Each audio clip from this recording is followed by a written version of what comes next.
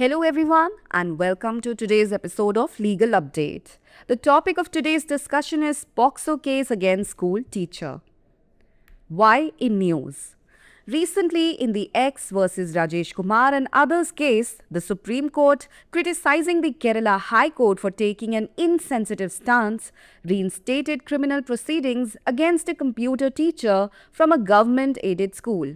The teacher had been accused of sexually harassing students, primarily female. Background of the case. The accused, a computer teacher, was accused of inappropriate behavior with female students in the lab. The school found magazines and CDs, issued a show cause notice, and the teacher apologized. The accused continued misbehavior, sending explicit photos to parents' WhatsApp numbers. Following complaints, the police arrested him and 5 FIRs were filed under the POCSO Act. The accused sought to quash the FIR, arguing a settlement with the victim. The High Court quashed the proceedings, stating sexual intent needed to be proven, which the petitioners challenged in the Supreme Court. Court observation.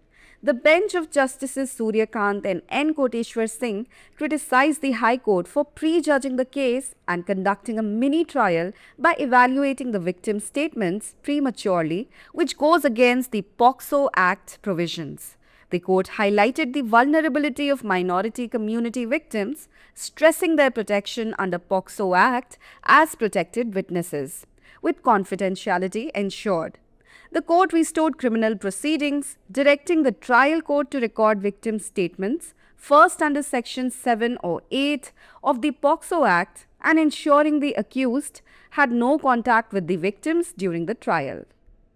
Protection of Children from Sexual Offences Act 2012 or the POCSO Act. It is an act to protect children from offences of sexual assault, sexual harassment, and pornography. It was enacted in consonance of the Convention on the Rights of the Child, adopted by the General Assembly of the United Nations, which was acceded by the Government of India on the 11th December 1992. Section 7 of the POCSO Act defines sexual assault as an act that involves touching intimate parts of a child with sexual intent without penetration. Section 8 of the POCSO Act provides punishment as the imprisonment of not less than 3 years, which may extend to 5 years plus a fine. And now's the time for today's practice question. According to Section 8 of the POCSO Act, the punishment for sexual assault is A. Imprisonment for not less than 1 year and a fine. B. Imprisonment for not less than 3 years, which may extend to 5 years plus a fine. C. Life imprisonment. D. Imprisonment for 7 years. Send us your answers in the comment section. Thanks for watching. School teacher के खिलाफ POCSO case चर्चा में क्यों? हाल ही में x बनाम राजेश कुमार और अन्य मामले में सर्वोच्च न्यायालय ने केरल उच्च न्यायालय की असंवेदनशील रुख अपनाने की आलोचना करते हुए एक सरकारी सहायता प्राप्त स्कूल के कंप्यूटर शिक्षक के खिलाफ आपराधिक कार्यवाही बहाल कर दी। शिक्षक पर छात्रों, मुख्य रूप से महिला छात्रों का यौन उत्पीड़न करने का आरोप लगाया गया था। मामले की पृष्ठभूमि। आरोपी कंप्यूटर शिक्षक पर प्रयोगशाला में छात्राओं के साथ अनुचित व्यवहार करने का आरोप लगाया गया था। स्कूल को पत्रिकाएं और सीडी मिली, कारण बताओ नोटिस जारी किया गया और शिक्षक ने माफ़ी मांगी। आरोपी ने दुर्व्यवहार जारी रखा और माता-पिता के व्हाट्सएप नंबरों पर अश्लील तस्वीरें भेजी। शिकायत के बाद पुलिस ने उसे गिरफ्तार कर लिया और उसके खिलाफ पॉक्सो एक्ट के तहत 5 FIR दर्ज की गई। आरोपी ने पीड़िता के साथ समझौता करने की दलील करते हुए FIR को रद्द करने की मांग की। उच्च न्यायालय ने कार्यवाही को यह कहते हुए रद्द कर दिया कि यौन इरादे को साबित करना आवश्यक है, जिससे याचिकाकर्ताओं ने सर्वोच्च न्यायालय में चुनौती दी। न्यायालय की टिप्पणी। न्यायमूर्ति सूर्यकांत और न्यायमूर्ति एन कोटेश्वर सिंह की पीठ ने मामले में पूर्व निर्णय लेने तथा पीड़ितों के बयानों का समय से पहले मूल्यांकन करके मिनी ट्रायल चलाने के लिए उच्च न्यायालय की आलोचना की, जो पॉक्सो अधिनियम के प्रावधानों के विरुद्ध है। न्यायालय ने अल्पसंख्यक समुदाय के पीड़ितों की भेद्यता पर प्रकाश डाला तथा गोपनीयता सुनिश्चित करते हुए संरक्षित गवाहों के रूप में पॉक्सो अधिनियम के तहत उनकी सुरक्षा पर बल दिया।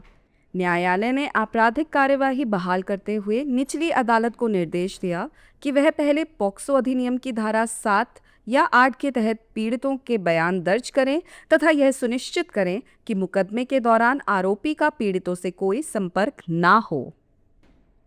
यौन अपराधों से बच्चों का संरक्षण अधिनियम 2012 पॉक्सो। यह अधिनियम बच्चों को यौन उत्पीड़न और पोर्नोग्राफी के अपराधों से बचाने के लिए बनाया गया है। इसे संयुक्त राष्ट्र महासभा द्वारा पारित बाल अधिकार सम्मेलन के अनुरूप अधिनियमित किया गया था, जिसे भारत सरकार ने 11 दिसंबर 1992 को स्वीकार किया था।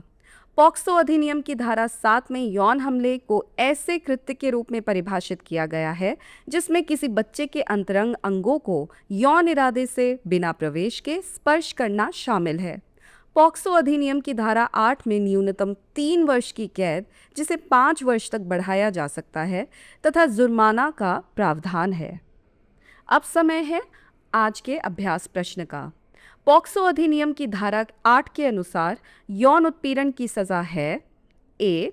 कम से कम 1 वर्ष का कारावास और जुर्माना, बी. कम से कम 3 वर्ष का कारावास जो 5 वर्ष तक बढ़ाया जा सकता है, साथ ही जुर्माना, सी. आजीवन कारावास और डी. 7 साल की कैद। अपना उत्तर हमें कमेंट बॉक्स में अवश्य भेजें। देखने के लिए धन्यवाद।